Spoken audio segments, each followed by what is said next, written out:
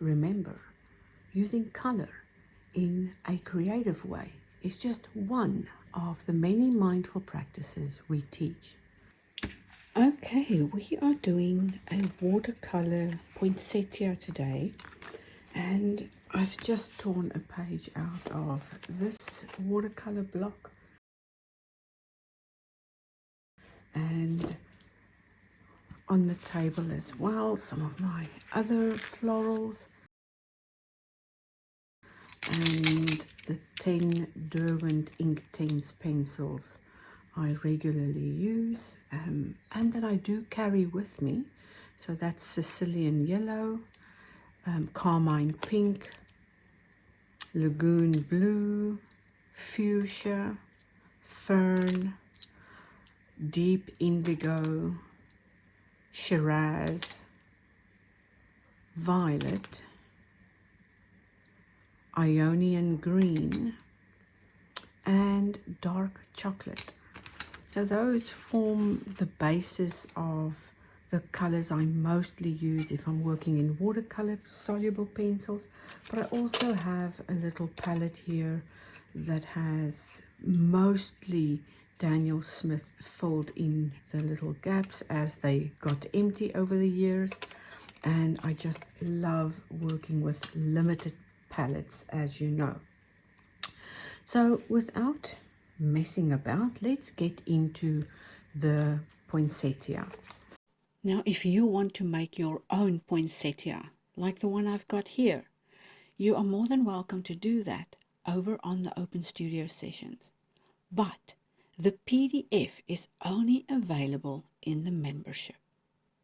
But you can still make your own by joining us there. We could draw first, but you can also use the shadows that are cast on your page. Now, I like to use those shadows so that we can get a looser look before we start getting too serious about what things are supposed to look like.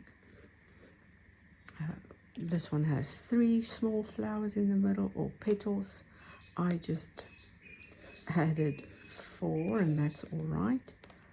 And we could build our poinsettia out the way we like. Even erase some areas there. But the whole idea is to be a little bit freer and give yourself permission to explore this petal shape. You could even go in and cuttle those edges or make some real cut out shapes and turn them upside down. So don't get too much into the details with this initial drawing. We can always add more of those things as we paint and get to add the color.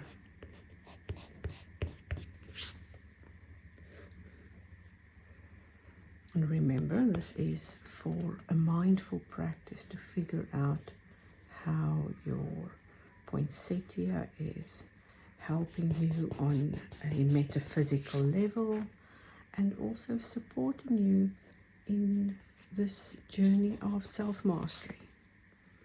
Not only to hone in on a creative skill, but also to just practice and become more present in each moment.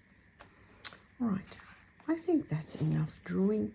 We can always add a leaf later or now.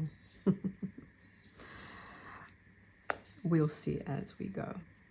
So something I did forget was my water container. Give me a second. All right, so just going to move a few things here, get some more light in.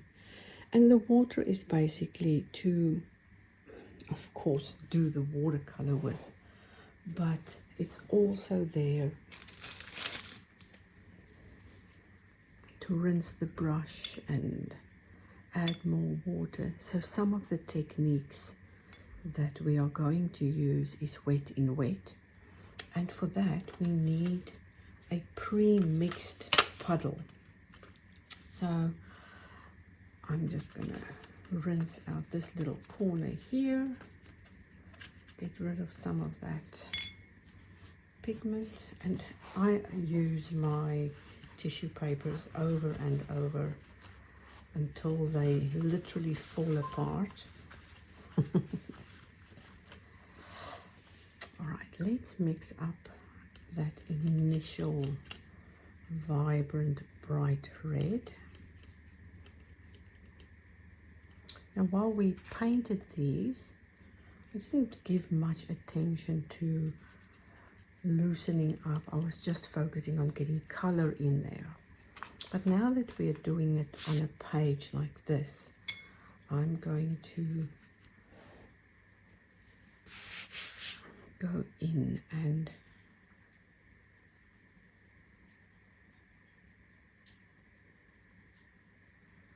add some color initially, leaving some gaps here and there won't matter.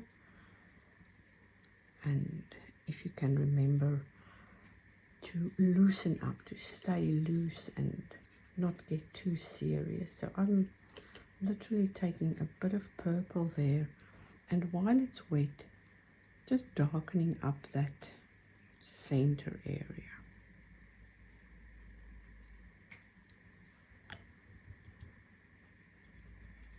So I picked up this brush.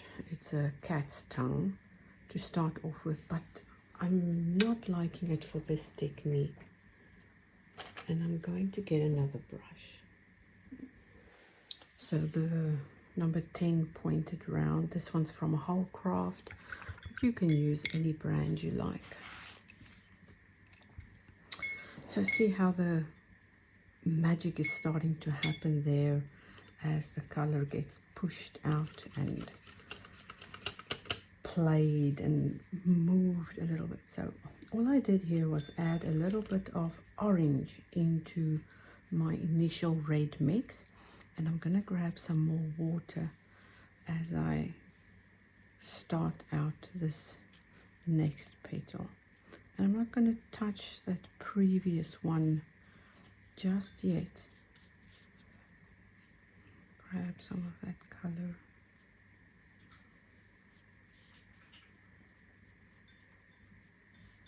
And put it in there. Let the magic happen, adding a bit more pigment so you have that light and dark play happening. Making sure I've got enough here to fill a petal. So this is very juicy, lots of pigment in the brush, lots of water as well.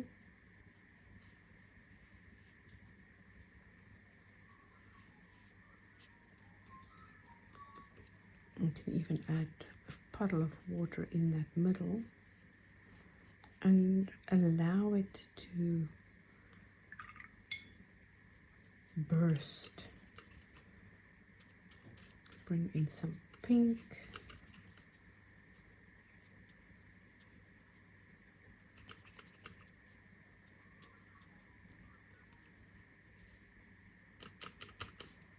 For the next one, a little more orange.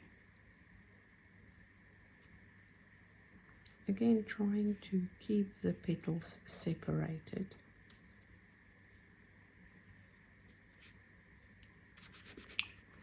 Or shall we call them bracts? Remember, we're not getting botanical here and too technical either.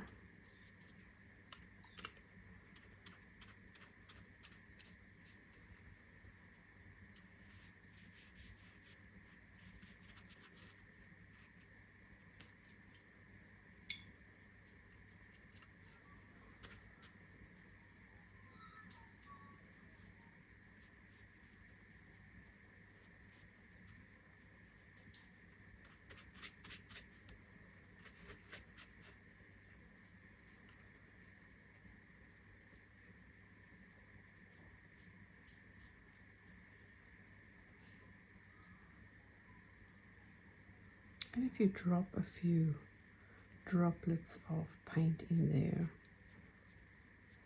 to see what it can do, and try and do different things on each of the petals. It's yours to play with and create, and to see how much fun it could be. So I do want to tell you a little bit about the healing benefits of connecting and learning from the energetic messages you could get from a poinsettia.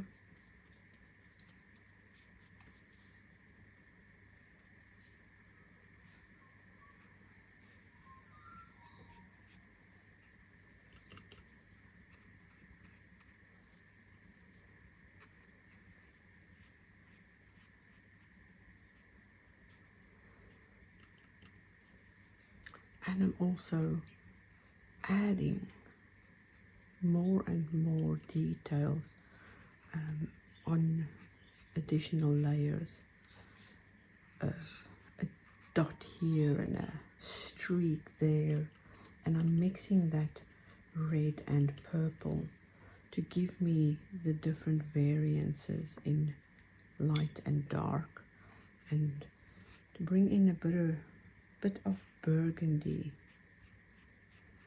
And less is more, remember, less is more. We're not gonna overwork our petals here, and we're not gonna do more than we should.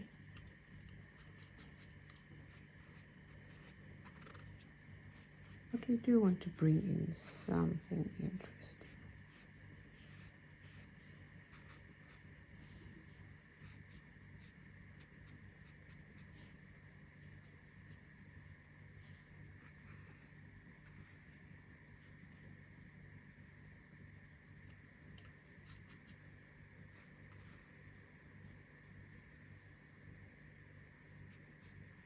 And remember, while it's wet, it will move and blend in different ways than when you're putting the paint on when it's dry.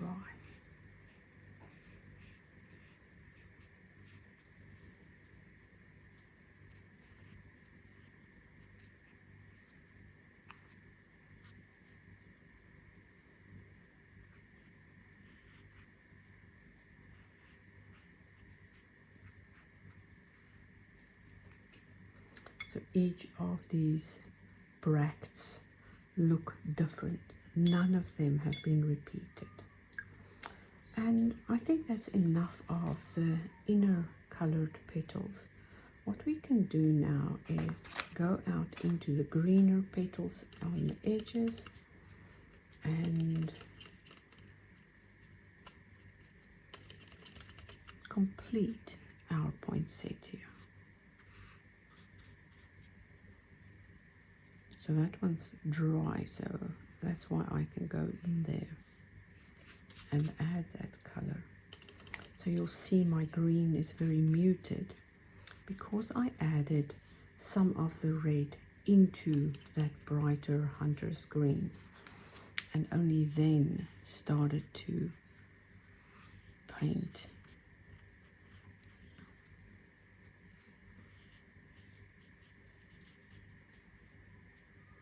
This one had a little swig of limey green. I think that little one I'm going to do brighter.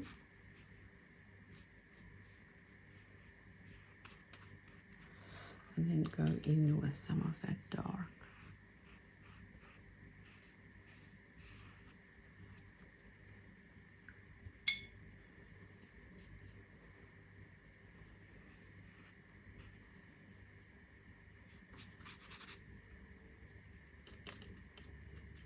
And this one just a mix of those leftover greens.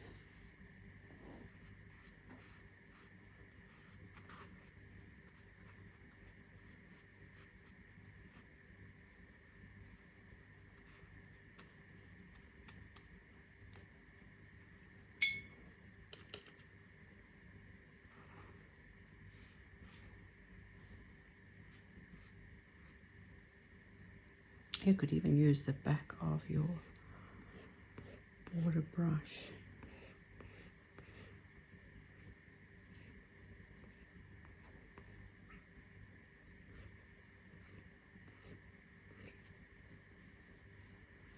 And let the magic happen. That's the beauty of watercolor. It literally does almost all of the work for you. You just need to release it and let it be happy on your paper.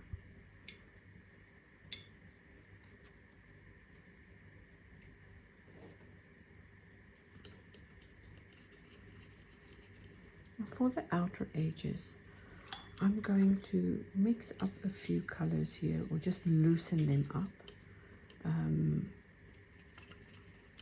A few blues, maybe purple, and I'll start here, for example, and add water to my page.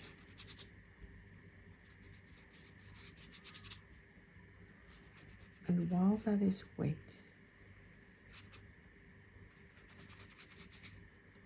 start coming in with those colors I've mixed.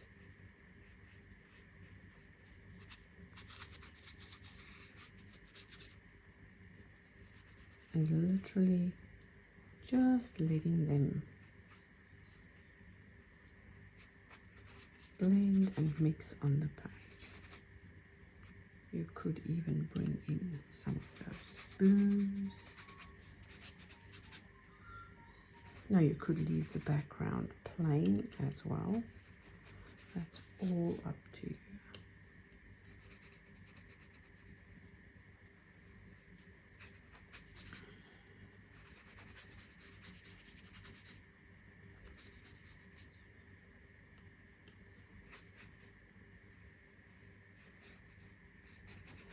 So we have a whole booklet of information in the Self-Mastery membership about the poinsettia, its healing properties, the way you could interpret that energetic footprint, and also ways for you to help yourself understand how to live a little bit more mindfully and happily, so that you can reach a level of self-mastery. Getting rid of those pieces of emotional baggage, while also learning to live in this world armed with the beauty of nature and mindful practices like these to help you on your way.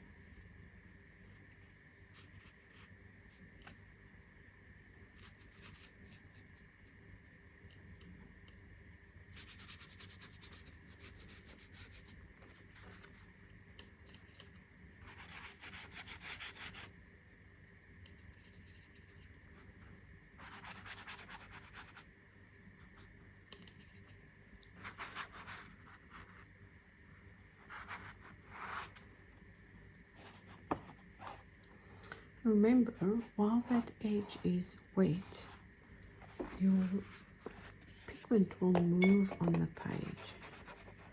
But when it's starting to dry like there, it tends to leave a mark.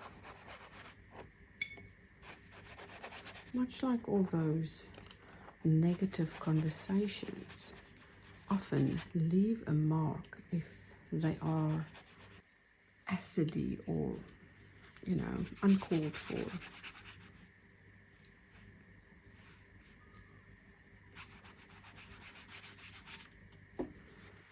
The trick is not to get involved in conversations where people can bait you into saying things or doing things that you wouldn't normally do if you were not provoked to do so.